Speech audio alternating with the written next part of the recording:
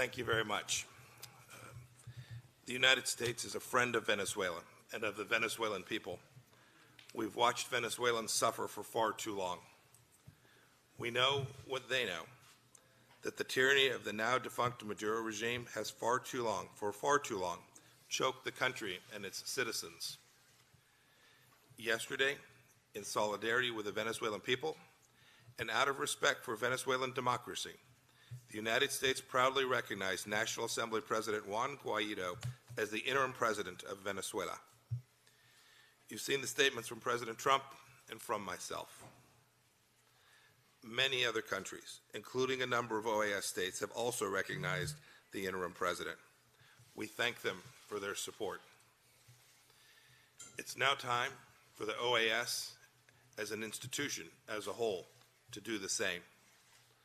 All OAS member states must align themselves with democracy and respect for the rule of law. All member states who have committed to uphold the Inter-American Democratic Charter must now recognize the interim president. The time for debate is done. The regime of former President Nicolas Maduro is illegitimate. His regime is morally bankrupt. It's economically incompetent, and it is profoundly corrupt. It is undemocratic to the core. I repeat, the regime of former President Nicolas Maduro is illegitimate. We therefore consider all of its declarations and actions illegitimate and invalid.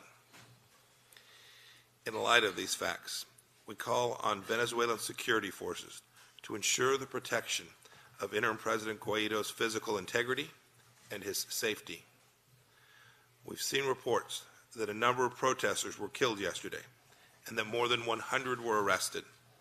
So I reiterate our warning about any decision by remnant elements of the Maduro regime to use violence to repress the peaceful democratic transition. The United States did not arrive at this conclusion overnight. We came to this conclusion after a long and bitter experience and following a considered assessment of the facts. And we're not alone. The OAS General Assembly has itself agreed to these facts. In June of last year, the OAS General Assembly declared the re-election of former President Maduro an invalid sham. This past January 10th, the OAS Permanent Council declared former President Maduro's second term illegitimate.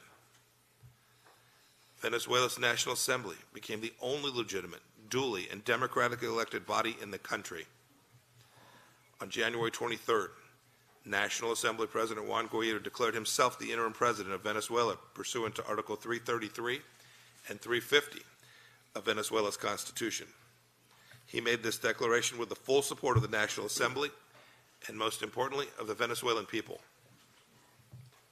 In his public address, interim President Guaido also outlined the steps he plans to take to restore democracy to his country, including free, fair, transparent, and truly democratic elections.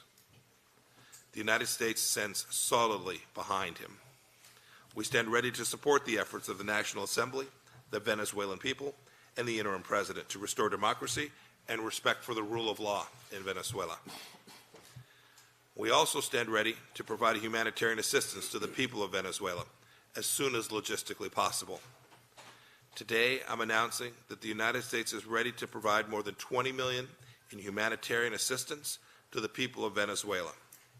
These funds are to help them cope with the severe food and medicine shortages and other dire impacts of their country's political and economic crisis.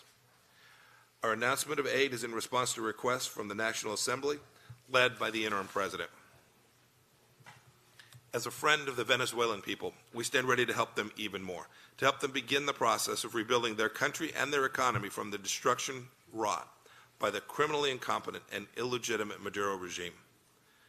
Our support for Venezuela's democratic hopes and dreams is in sharp contrast to the authoritarian regimes across the globe who have lined up to prop up former President Maduro. And there is no regime which has aided and abetted Maduro's tyranny like the one in Havana. Maduro's illegitimate rule was for years sustained by an influx of Cuban security and intelligence officials.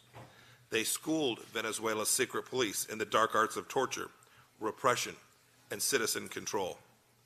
Maduro was a fine student at the Cuban Academy of Oppression. We call on the OAS and all its member states to act on basic, decent, democratic principles and the incontrovertible facts on the ground.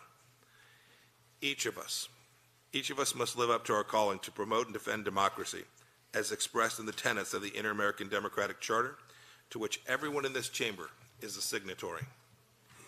And we call on our partners and responsible OAS member states to show leadership and pledge support for Venezuela's democratic transition and for interim President Guaido's pivotal role in that. We look forward to welcoming Venezuela back into the fold of responsible democratic nations and remaining in our inter-American community.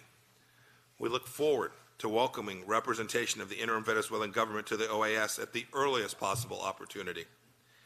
And we look forward to working with all responsible OAS member states, with the Venezuelan people, our inter-American system, and with the interim government of President Guaido to restore democracy in Venezuela. We each have a critical opportunity to help the Venezuelan people live free once again. I ask my colleagues to reconvene a meeting of foreign ministers to continue our conversation on the peaceful, democratic transition for Venezuela. History will remember whether we help them or not. The United States calls on all nations of the OAS to make the right choice, and make that right choice right now. Thank you.